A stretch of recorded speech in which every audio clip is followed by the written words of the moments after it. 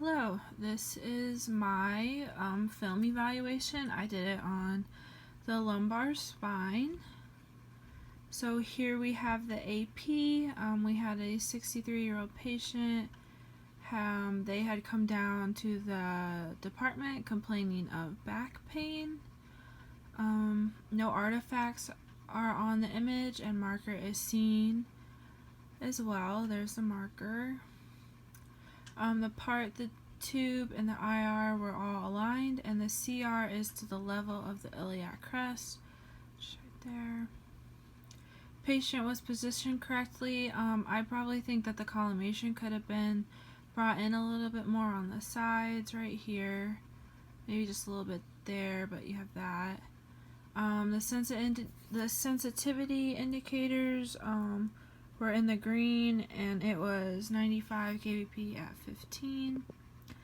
No pathologies were seen, so it would, no pathologies is seen, so it wouldn't have been additive or destructive because there was not a pathology. I believe that the image was a good collimation. It does have good collimation, but could have come in more, and it had good brightness and resolution. The student and the tech were behind the lead wall during exposure. My 5 are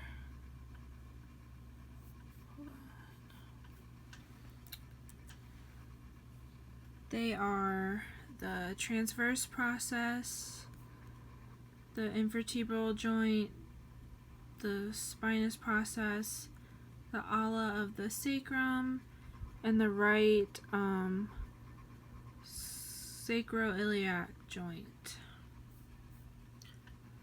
And then next is we have the lateral. So a 63-year-old patient had come down to the department complaining of back pain.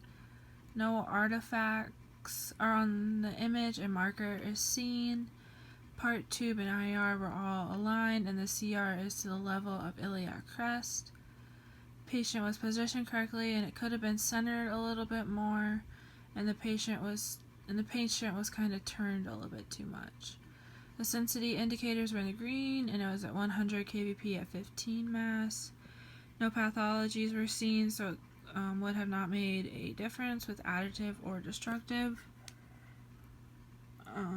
I believe that the image was good collimation, and could have come in more on the side over here as well. And then centered a little bit better. And the picture is very kind of gray and white, and it has resolution. The student and the tech were behind the lead wall during exposure. And I have the pedicles, the invertebral joint, the body of L5, the articular process, and the greater statistic notches.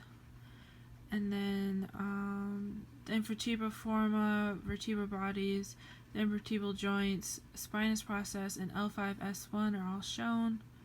I think I forgot it in AP, so I'll just say it again. The lumbar vertebral bodies and vertebral joints, the spinous and transverse process, SI joints, and the sacrum are all shown.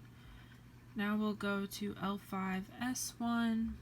A 63-year-old patient had come down to the department complaining of back pain. No artifacts are on the image, and marker is seen. The part tube and IR are all aligned, and the CR is at iliac crest as well. The patient was positioned correctly, and I thought, it's positioned at, and then you angle it about 7 degrees. So the patient was positioned correctly, and I thought that this was a good image. The sensitivity indicators were in the green, and for the KVP, I would have done 95 at 15. No pathologies were seen, so it would not have been additive or destructive. I believe the image was in good collimation, had good brightness and resolution. It is a little bit darker up here, but I thought it was good. The student and the tech were behind the wall during exposure, and then for the 5, I did body of L5, the lumbosacral joint, the promoting of the sacrum, and then I did the wing of the hip. And then you know this is correct because L5, S1 joint spaces and the sacroiliac joints are shown, which is right here. And that is it.